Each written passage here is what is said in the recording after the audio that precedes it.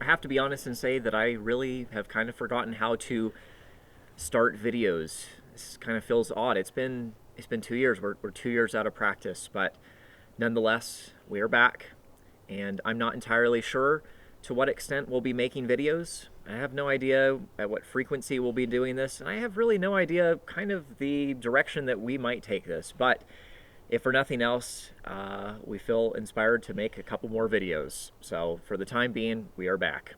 Let me go ahead and dispel a rumor. Our marriage is perfectly fine. In fact, it's better than it's ever been before.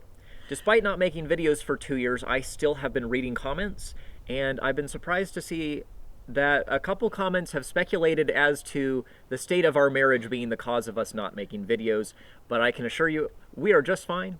The only reason we stopped making videos is because we kind of just got a little burnt out and weren't feeling particularly inspired.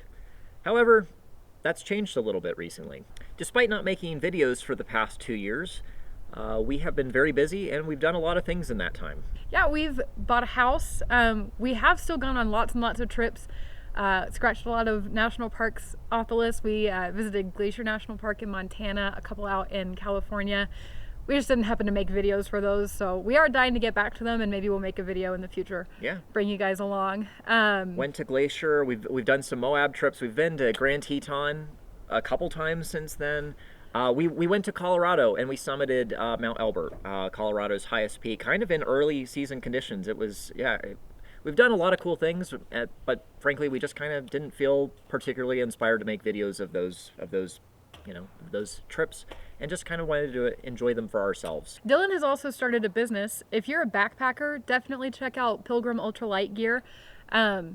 He won't say this, but in my opinion, it's some of the best stuff on the market. Business is doing really well, but that does keep us very, very busy. Oh, and I'm pregnant, so that factors into things as well.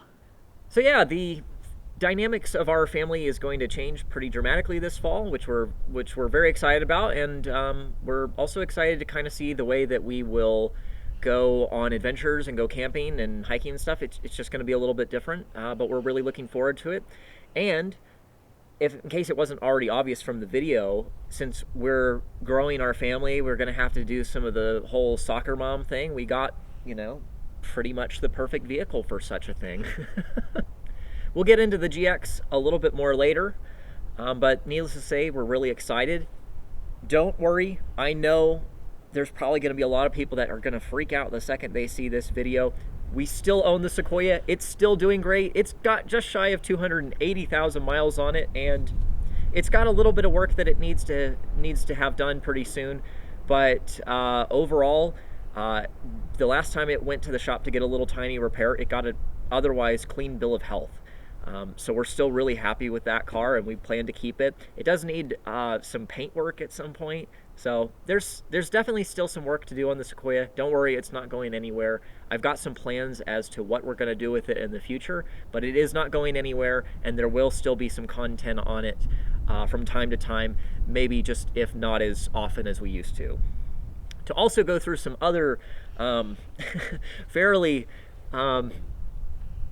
sobering details on the vehicles that we've owned the last 2 years. Despite the fact that our Sequoia has been absolutely fantastic the entire time we've owned it, unfortunately we have had a couple lemons. You might remember we did make a video about our 2010 Prius we owned. That did not go well.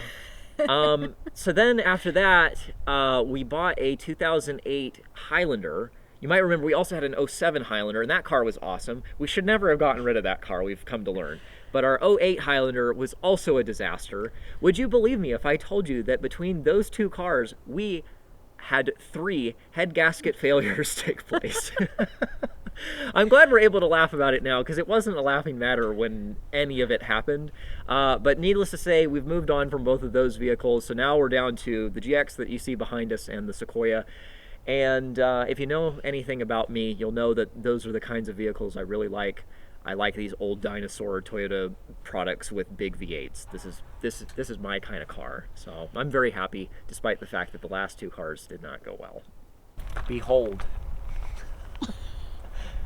the most ancient vehicle in the entire world. From the perspective of it was really never updated at all between the years of 2003 and 2023. Almost 20 years of not being changed. I mean, yes, this vehicle was changed from the 470 to the 460, yes, but I mean, let's be real, like that very minor change. This vehicle is almost completely unchanged, and that is the reason that I like it. Lakin likes it because it has heated and cooled seats. He's right. So if you clicked on this video, I'm not gonna belittle you and tell you, oh, underneath it's a Land Cruiser Prado. You probably already know that, so I'm not gonna get into all of that. But to put things very simply, the reason we wanted this vehicle is because the last two vehicles, like we mentioned, did not go well, and this vehicle really should not suffer from any sort of catastrophic reliability issues, especially because we managed to pick it up with quite a lot less miles than any other vehicle we've ever owned. This baby only has 76,000 miles on the clock. It's also only a 2017, which is also way newer than any vehicle we've ever owned before. And quite frankly, we got it for a pretty good deal. It's actually kind of wild to think that for similar age and mileage 4Runners, this was actually a little less than some of the comparable 4Runners we saw. Crazy, right? Because this is like way nicer than a 4Runner. So anyway, let's walk around it for just a minute and show you all of the wonderful things that there is about it.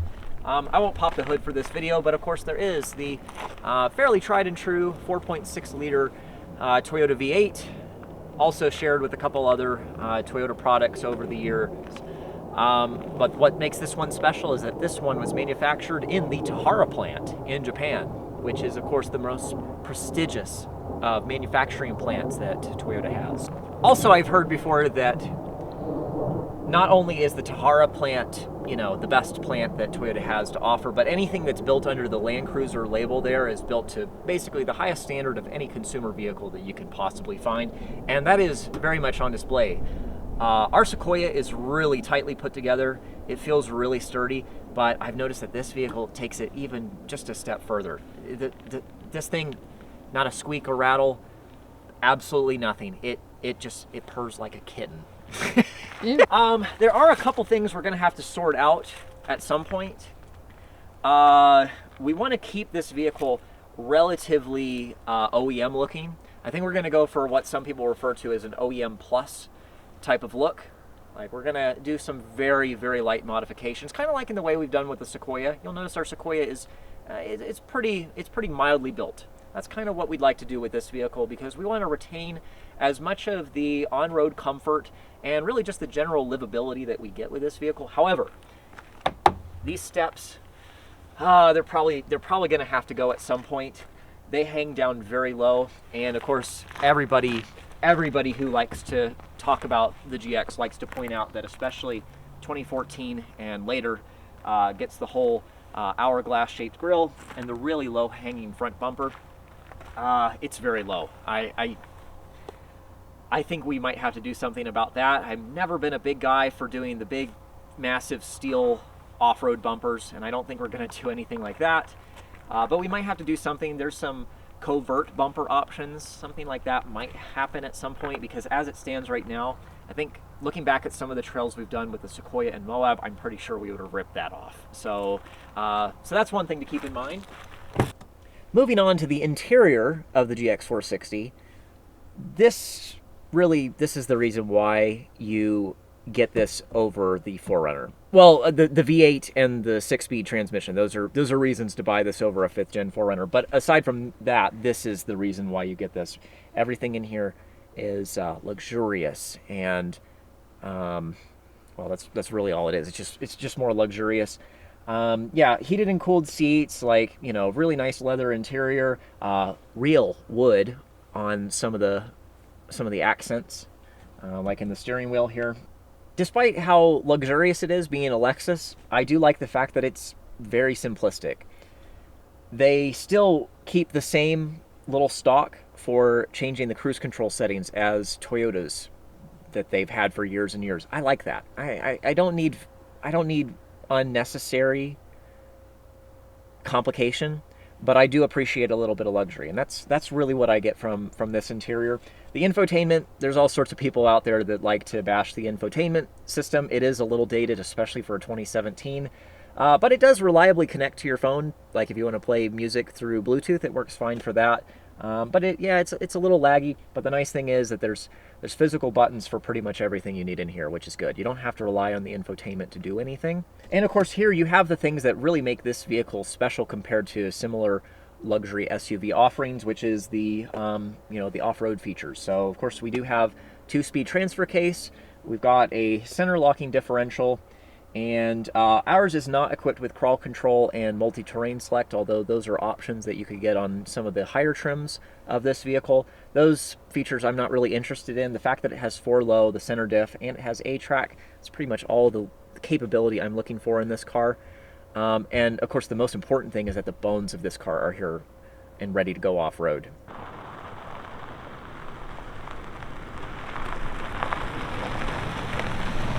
Time to unleash the power of the 4.6 liter V8.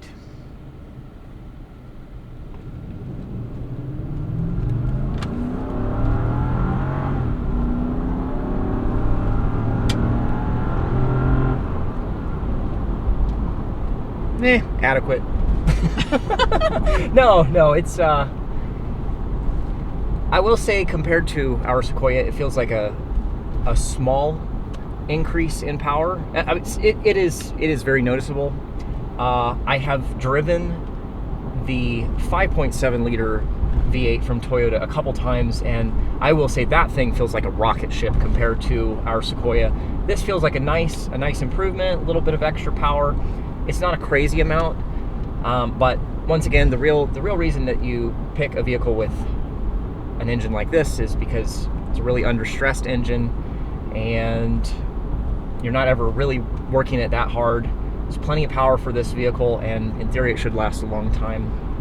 The other thing I really appreciate from the driver's seat of this car is just the fact that it is smooth as glass.